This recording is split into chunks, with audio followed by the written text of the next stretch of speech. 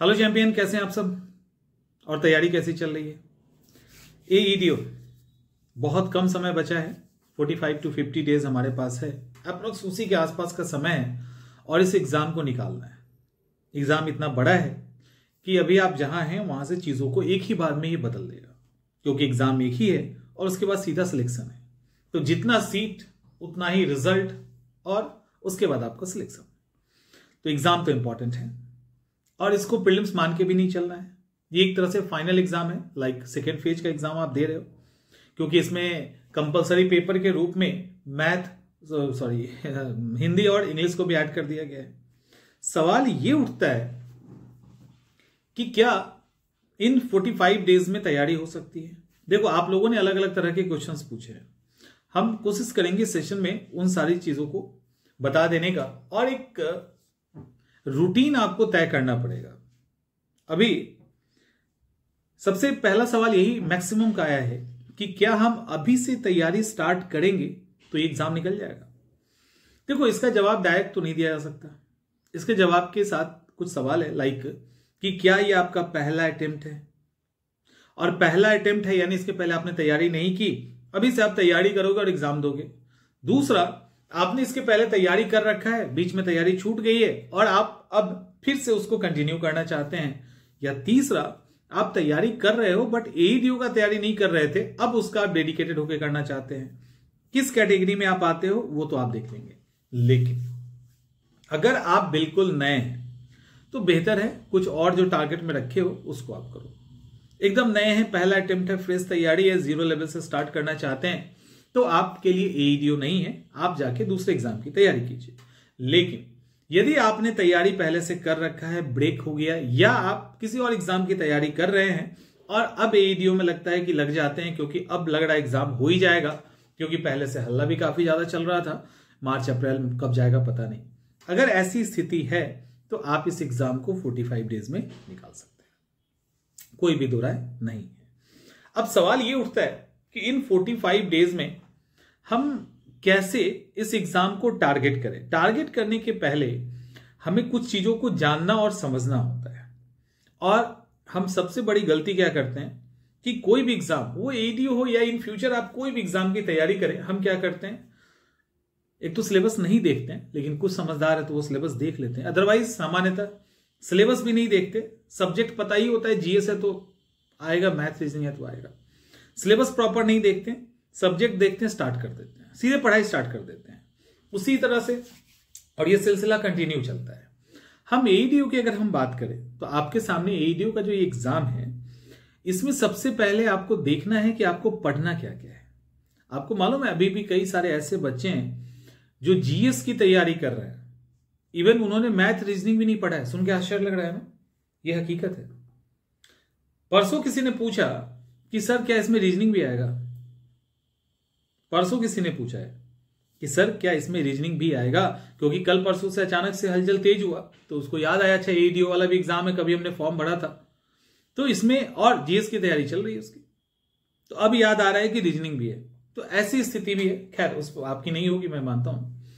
अब सवाल यह है कि स्टार्ट करने के पहले थोड़ा सा समय लीजिए। देखो, आपने पहले से तैयारी आप कर रहे हो या आप अभी से स्टार्ट करोगे, अब ये मान लेते हैं आप पहले से कर रहे हैं, अभी से करेंगे, बिल्कुल फ्रेश तरीके से अगले 45 डेज को टारगेट करना है। लेकिन टारगेट करने के पहले थोड़ा सा रुकना है। क्यों रुकना है? रुकना है खुद के लिए, कि रुको एक बार और खुद को देखो, और उसके साथ साथ जो आपने तैयारी की है उसको देखिए। खुद और आपकी तैयारी, इन दो चीजों को आपको देखना है। देखने का मतलब यह है कि आप अच्छे से एनालाइज कीजिए, टाइम लीजिए और देखो कि किस सब्जेक्ट को किस लेवल तक आपने तैयार किया है, किस सब्जेक्ट में क्या छूट रहा है, आपका किस तरफ इंटरेस्ट है, आप किन सब्जेक्ट में कंफर्टेबल हैं, वो सब्जेक्ट कितना इंपॉर्टेंट है, कि कहां तक आपकी तैयारी पहुंच चुकी है, आदि आदि आदि। ठीक है, इन सारी चीजों को आप पहले अच्छे से आराम से रुक के उसको सोचिए। दूसरा काम क्या करना है? दूसरा, जब ये कर लोगे ना, टाइम तय करो, टाइम तय करो और उसको आवर्स में डिवाइड करो। अगर हम देखें, अगर हमारे पास 45 डेज है, 10 घंटे पढ़ते हैं तो 450 घंटे मिलते हैं। अब 450 घंटों में ठीक है हम तैयारी करेंगे, लेकिन चूंकि हमें इतना ही कम समय पढ़ना है तो हम 10 घंटे क्यों पढ़ें? हम 2 घंटे भी एक्स्ट्रा बढ़ा देते हैं तो वो 540 में कन्वर्ट हो जाता है। समझ में आ रहा है? 540 में कन्वर्ट हो जाता है। 3 घंटे और बढ़ा दें तो वो 675 में कन्वर्ट हो जाता है। यानी अगर 15 आवर्स तक का हम टारगेट लेके चले, 15 नहीं करें 14 ही कर लेते हैं, लगभग हमारे पास 600 घंटे और हमें अभी टाइम निकालना है। अब सवाल है कि समय हमने निकाल भी लिया और लगाना कहां है ये भी तो तय करना है। तो तय ये करना है आपको कि हमें किस चैप्टर में किस सब्जेक्ट में कितना समय लगाना है। अब आपका जो समय है यहां पे दिख रहा होगा, ये जो समय है आपका 7 भागों में डिवाइड होगा। अभी एईडीओ की तैयारी में जितना समय है ना उसको आप 7 पार्ट में डिवाइड करेंगे। उन 7 पार्ट्स के अंदर एक हिस्सा जीएस लेगा जिसके अंदर सब कुछ आ जाएगा, दूसरा हिस्सा मैथ लेगा, तीसरा हिस्सा रीजनिंग लेगा, चौथा हिस्सा इंग्लिश लेगा, पांचवा हिस्सा हिंदी लेगा, छठा हिस्सा रिवीजन लेगा और सातवां हिस्सा पीवाईक्यू एमसीक्यू प्रैक्टिस लेगा। और आपको हर हाल में इन 7 हिस्सों में आपके जितने समय उसको डिवाइड करना है। यदि आप 15 घंटे पढ़ते हैं तब आपको 675 आवर्स मिलता है, 675 घंटे मिलते हैं। आप जब 15 घंटे पढ़ेंगे तब, नहीं पढ़ोगे तो आपको 450 घंटे मिलेंगे। अगर 10 घंटे से कम की तो बात ही नहीं कर सकते। 450 आवर्स, 450 घंटे। अब इसको आपको 7 पार्ट में डिवाइड करना है। सवाल है कि क्या इक्वल डिवीजन है? नहीं, जब इक्वल इंपॉर्टेंस ही नहीं है तो इक्वल डिवीजन किस बात का। लेकिन यहां पे ये अब आपका काम है, ये अब यहां पे हमारा काम नहीं है। आपका काम क्या है कि आप इंग्लिश में कमजोर हैं, हो सकता है हिंदी में ठीक हो तो हिंदी वाला समय आपका बचेगा।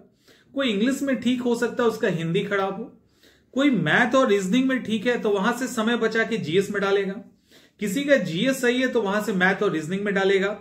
इस तरह से आप समय बचाएंगे। आपको समय नहीं बचाना है तो 2 जगहों से, एक रिवीजन का सेक्शन और दूसरा जो है एक रिवीजन वाला और दूसरा जो है वो है पीवाईक्यू और एमसीक्यू प्रैक्टिस वाला। यहां पे आपको सफिशिएंट टाइम देना है। यहां जितना समय दोगे रिजल्ट उतना नजदीक हो जाएगा। और जो सेक्शन है ना उसमें आप अपने पढ़ाई के अनुसार चीजों को बदल सकते हैं। अगर थ्रू आउट आप अभी से लेके अगले 45 डेज तक इस तरह से चीजों को फॉलो करोगे तो एग्जामिनेशन का रिजल्ट आपका है नहीं रुकेगा। अब कहेंगे कि क्या गारंटी? बिल्कुल गारंटी है, रिजल्ट नहीं रुकेगा क्योंकि आप सिस्टमेटिक तरीके से पढ़ना शुरू कर दिए और चैप्टर वाइज आप चीजों को डिवाइड करेंगे। ये अहम है। तो ये सब जब आप कर लोगे तो रिजल्ट कंफर्म ऑलमोस्ट हो जाएगा। जीएस एक बड़ा टॉपिक है तो जीएस को थोड़ा सा शार्पली आप डिजाइन करना, उसको आप अपने पढ़ाई के अकॉर्डिंग, मान लो आपने बहुत लंबे समय से तैयारी की है तो उन सारी चीजों को आप रिवीजन में डाल दीजिए। करंट अफेयर्स आदि जो कहीं पे लगता है आपको कि लैक कर रहे हो उसको ठीक कर लो। मैथ रीजनिंग जिसका ठीक है उसको तो टेंशन ही नहीं है ज्यादा, थोड़ा सा जीएस पे कमांड कर लीजिए, बाकी सारा आपका ठीक है। तो इस तरह से आप इस एग्जाम को अच्छे से निकाल सकते हैं अभी से अगर लग जाओगे तो। लेकिन एक और काम करना है कि आप अभी से लेके 45 डेज तक क्या कर रहे हो ये आपको पता होना चाहिए। लास्ट में चीजें इतनी मगअप होने लगेगी ना, प्रेशर इतना अधिक बढ़ जाएगा कि आप उसको संभाल नहीं पाएंगे।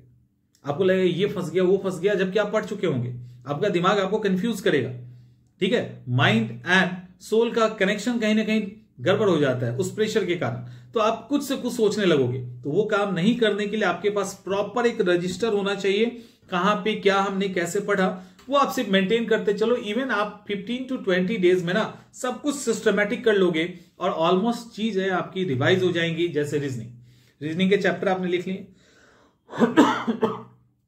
रीजनिंग का चैप्टर आपने लिख लिया। जो चैप्टर आपने लिखा आपको समझ में आ गया कि ये चैप्टर हमने लिख लिया है। अब चैप्टर लिखते ही, जैसे ही आपने चैप्टर लिखा, सिंपल सी बात है, चैप्टर लिखा तो आपने जो चैप्टर नहीं किया है आपको वहां टिक मार दिया, या इसको हमने नहीं किया है। अब आप जब भी टाइम मिलेगा आप उसको कर लेंगे तो आपके पास पूरा डाटाबेस तैयार हो जाएगा। एक डाटाबेस तैयार करना जरूरी है, ठीक है। किसी को कोई कंफ्यूजन है तो बताइए, नहीं तो मिलते हैं हम लोग नेक्स्ट सेशन।